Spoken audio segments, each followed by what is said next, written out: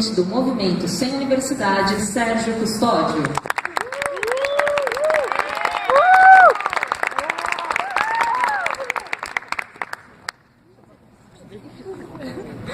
Representando a União Nacional dos Estudantes, convidamos o diretor de Universidades Privadas, Josiel Rodrigues.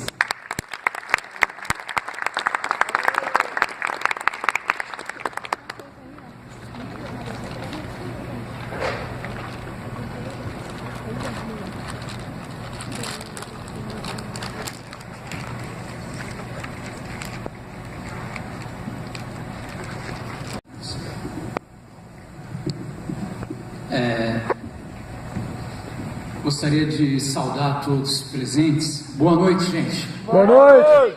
Isso aí. Saudar as autoridades aqui presentes. Eu anotei, eu não sei de cor o nome de todo mundo, mas a gente, quando entra na casa dos outros, tem que saudar o dono da casa, né? O professor Dr. Benedito Guimarães Neto, do Mackenzie, do clube, que está nos recebendo com carinho aqui.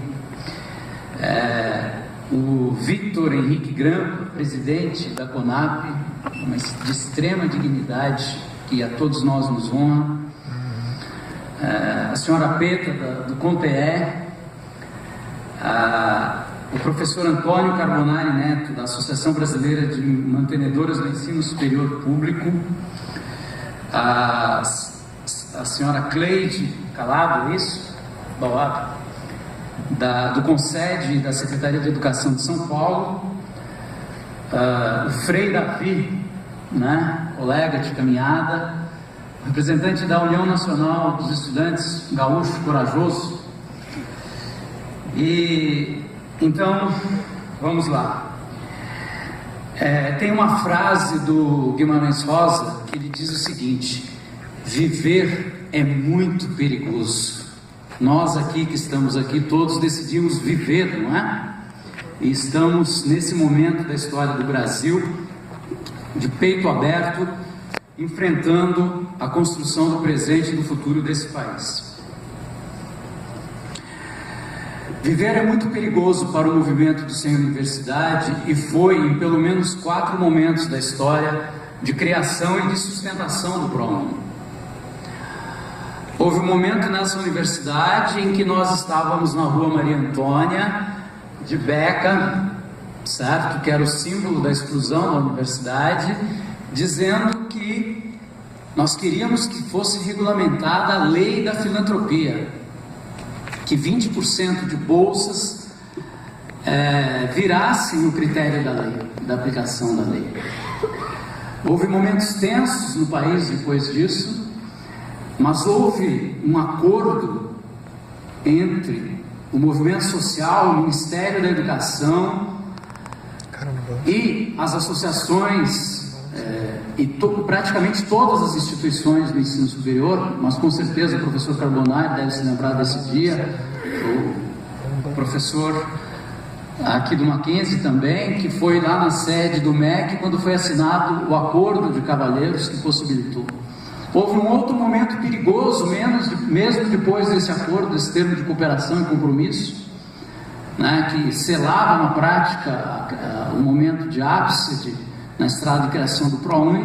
Houve outro momento perigoso na Câmara dos Deputados e no Senado Federal, aqui bem cantado em versos realistas pelo representante da UNE, não é?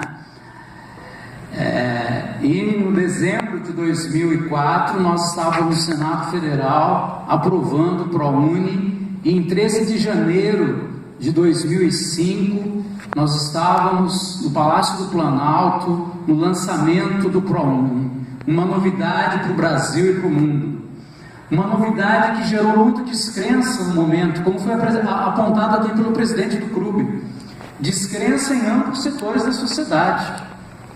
Descrença que bebeu do preconceito histórico da estruturação da sociedade brasileira, o preconceito contra o negro, o preconceito contra o pobre, o preconceito contra a periferia, o preconceito contra a escola pública, mas um preconceito eu gostaria de destacar aqui, porque a minha fala é em homenagem a Paulo Freire, a Abdias do Nascimento, a Maria Carolina de Jesus, ao Clóvis, que está aqui, da Saúde, doutor em Geografia pela Unicamp, representando o MSU na CONAP, tão belamente nesse trabalho com o Vitor.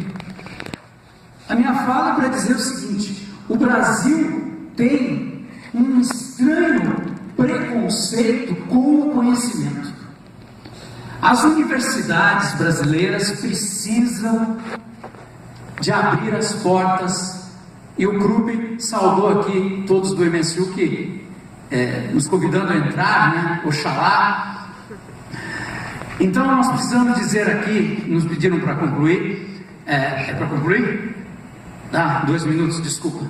É que a gente se perde quando vem esses avisos, desculpa, perde o raciocínio. Então, é estranho, uma estranha relação entre o Estado e sua gente, no sentido de que 350 anos de escravização negra e indígena, mais pelo menos 100 anos de analfabetização organizada pelo Estado para impedir a participação do povo no poder, né? Porque o Francis Bacon, o filósofo, ele diz: knowledge means power, conhecimento é poder. E que nação não quer conhecimento? O Mackenzie, se não me engano, na história da educação brasileira é do século XIX, ou eu estou enganado, uma das primeiras instituições que apelou na direção de semear conhecimento, da inclusão também. Então, nós temos episódios na história do Brasil muito bonitos e generosos de luta pela inclusão, mas temos o outro lado. Então, como falou o representante da UNE, como falou o Guimarães Rosa, nesse momento perigoso da história, nós precisamos dizer para o Krube, para o professor Carbonari, para a CONAP, para a Secretaria de Educação aqui de São Paulo, que não aceitamos nenhum passo atrás no ProUni. Não aceitamos. Qualquer passo no ProUni é para frente. Não aceitamos também qualquer espécie de branqueamento das políticas que foram construídas com consenso duro. Porque não teve Papai Noel que pariu as políticas, teve luta social dura no Congresso Nacional para sair a lei de cotas, pelo menos 10 anos. E qual foi o grande exemplo para sair a lei de cotas? O ProUni. Por quê? O ProUni foi um exemplo para convencer os senadores e os parlamentares suprapartidariamente. Não tem um partido só, a lei de cotas, assim como o ProUni, foi votada suprapartidariamente, com apoio unânime dos partidos políticos naquelas duas casas. Então, o que ajudou a votar a lei de cotas? O ProUni. Por quê? Porque quando teve a avaliação da conferência de Durban, lá em Genebra, por que mudou o patamar brasileiro? Porque o ProUni foi considerada a maior política de ação afirmativa do mundo.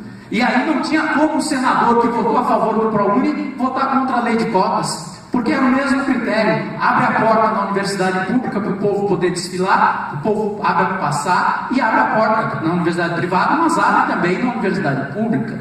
Trata-se do mesmo país. Então nós acreditamos que houve, do ponto de vista de setores dos movimentos sociais, eu saúdo aqui o Frei Davi, a Educrafo, em nome dele, todo o movimento negro e todo o movimento indígena, que suou a camisa para aprovarmos o ProUni, suou a camisa para aprovarmos a lei de cotas. Saúdo as universidades privadas e suas organizações no sentido de não terem preconceito de dialogar conosco. E saúdo o Ministério da Educação por organizar a Conferência Nacional da CONAP. Por quê? Porque nós estamos no tempo da internet.